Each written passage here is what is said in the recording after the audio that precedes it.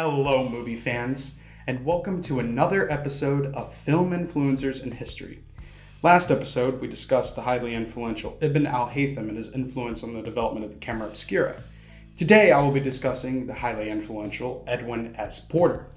Edwin is a man that is commonly discussed in film schools. If you take a film history class, his name will undoubtedly appear at least once, as he did for me at Full Sail University.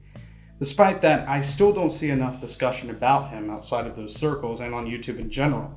I find him fascinating, and I think he's essential to discuss in this series. Who was he?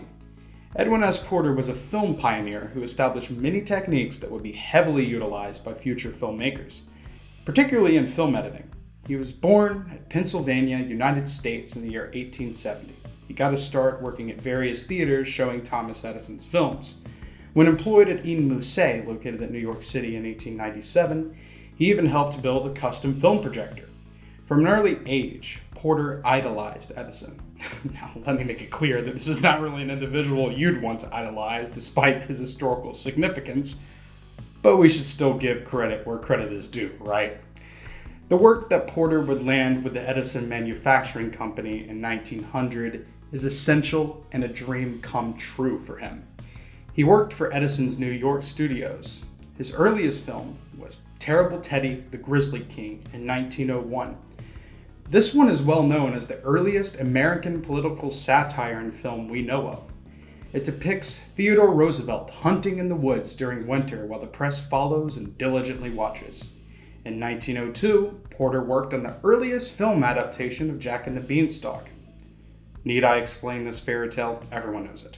For his next film, Life of an American Fireman in 1903, his importance for film editing, which I hinted at earlier in the video, will become abundantly clear. Porter supposedly pioneered cross-cutting. What's that? It refers to a film editing technique used to present action taking place at the same time, switching back and forth from a different area of the same location or a different location entirely. In this film's case, it was the same location with the rescue of the woman's child. It's frequently utilized to grip the audience's attention and to heighten suspense. This technique is still used frequently today. However, I must note it is controversial to definitively claim that this is the first film with cross-cutting, as there exist two versions. One that is cross-cut and another that shows the rescue played out completely in the house and then repeated entirely again from another perspective.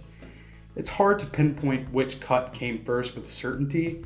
Nowadays, the one that doesn't have cross-cutting is seen as more likely. D.W. Griffith has also attributed much credit for this technique and much more for film. He created the worst influential film of all time, Birth of a Nation. It's racist garbage. However, Porter may have still pioneered cross-cutting anyways in his seminal film The Great Train Robbery, released the same year in 1903. This is his most commonly cited work, and for good reason. The amount of influence this film had is astonishing. It was the first film in the Western genre, and the first to include a panning shot. Panning is when you move a camera horizontally left or right from a fixed position. This is so normal in films today that it's included in practically every movie without much notice. I believe The Great Train Robbery is still fairly entertaining even today. It presents a clear narrative that is easy to follow and influenced much narrative filmmaking techniques to come. Also, the closing shot of the cowboy shooting the camera is still badass. Imagine seeing that in theaters in 1903. For the time, it was undeniably a masterpiece. He released many films after that. In fact, he released over 250 of them in his lifetime. I just covered his most innovative ones in this video. In 1909, Porter left Edison Manufacturing Company. He tried to found his own company, but it died out after only a year. But in 1912, he became chief director of Famous Players Film Company, which was founded by Adolf Zucker. This company later evolved to become Paramount Pictures.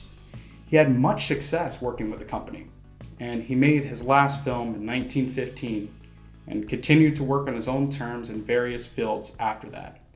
Edwin Porter died in 1941 in New York City's Taft Hotel at the age of 71. His legacy will live on. Whether individuals are aware of it or not, his pioneering of various filmmaking techniques stands tall. While there was much refining done to his techniques throughout the years, it's still important to highlight the OGs. That concludes this episode of Film Influencers in History. Hope everyone enjoyed and learned something new today. Take care.